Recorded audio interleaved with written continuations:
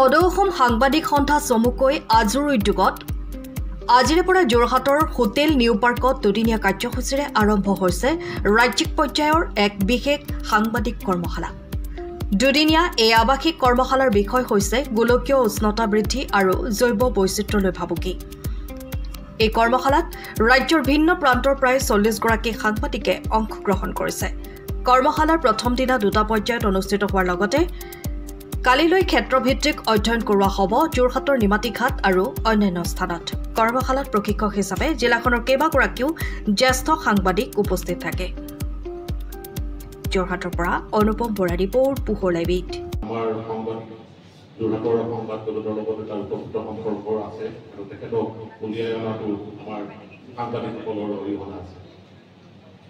আন এজন আমাৰ বিশিষ্ট অতিথি শ্ৰীযুতা অদিতি বাইদেউ, তেখেত যোৰহাট অভিযান্ত্ৰিক মহাবিদ্যালয়ৰ অৱসৰপ্ৰাপ্ত অধ্যাপিকা তথা বিশিষ্ট বিজ্ঞানী, তেখেতলৈ শ্ৰদ্ধা জনাইছোঁ। আৰু আন এজন আমাৰ শ্ৰীযুত নিৰঞ্জন মহন্ত, অসম চৰকাৰৰ সাংবাদিক পেঞ্চনপ্ৰাপ্ত বিশিষ্ট সাংবাদিক, তেওঁলোকে শ্ৰদ্ধা জনাইছোঁ। আৰু আমাৰ এই চমু উদ্বোধনী অনুষ্ঠানত উপস্থিত থকা সন্মানীয় ব্যক্তিসকল, বিভিন্ন প্ৰান্তৰ পৰা অহা আমাৰ কৰ্মশালাৰ অংশগ্ৰহণকাৰী সাংবাদিকসকল আৰু বিভিন্ন প্ৰান্তৰ বিভিন্ন শিক্ষানুষ্ঠানৰ পৰা অহা আজুৰ যোৰহাট জিলা সমিতিয়ে জন্ম লগ্নৰ পৰা কিছুমান আমি বিদ্যাৰ্থী কাম কাজ কৰি আছোঁ। মানে সততে অভিযোগ শুনা যায় যে সাংবাদিকসকলে নপঢ়ে, সাংবাদিকসকলে কোনো শিকিবলৈ আগ্ৰহ নহয়। এনেকুৱা ধৰণৰ কিছুমান বদনাম সাংবাদিকৰ বিৰুদ্ধে আছে। সেই বদনাম আমি নস্যাৎ কৰিবৰ কাৰণে আজি আমি কিছুমান বিদ্যায়তনিক কাম কাজ কৰোঁ, যিবোৰ বিদ্যায়তনিক কাম কাজে সাংবাদিকসকলৰ উৎকৰ্ষ সাধন হয়। ইতিমধ্যে আমি কেইবাখনো ৱৰ্কশ্বপ কৰিছোঁ এই সন্দৰ্ভত, বিভিন্ন সন্দৰ্ভত।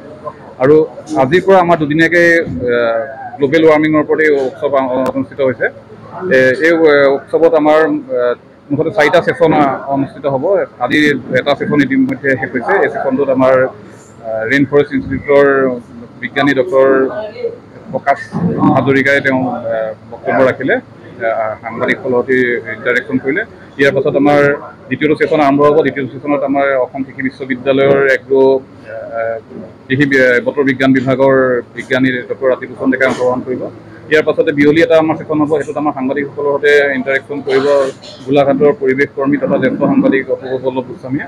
আৰু কালিলৈ আমাৰ এই যিখিনি সাংবাদিকে ইয়াত অংশগ্ৰহণ কৰিছে তেওঁলোকক আমি নিমাতীঘাটলৈ লৈ যাম। নিমাতীঘাটৰ পৰা ব্ৰহ্মপুত্ৰৰ মাজৰ এটা চাপৰিলৈ লৈ যাম। এই চাপৰিটোত কেনেকৈ গ্ল'বেল ৱাৰ্মিঙৰ যোগেদি কেনেকৈ খহনীয়া মানে প্ৰভাৱ পৰিছে তাত, বা খহনীয়া বা জীৱ জন্তুৰ ওপৰত প্ৰভাৱ পৰিছে, সেইখিনি আমি ক্ষেত্ৰ অধ্যয়ন কৰিম। কিমান অংশগ্ৰহণ কৰিছে ইয়াত? এতিয়ালৈকে আমাৰ 40জনে অংশগ্ৰহণ কৰিছে, বিভিন্ন জিলাৰ পৰা আহিছে।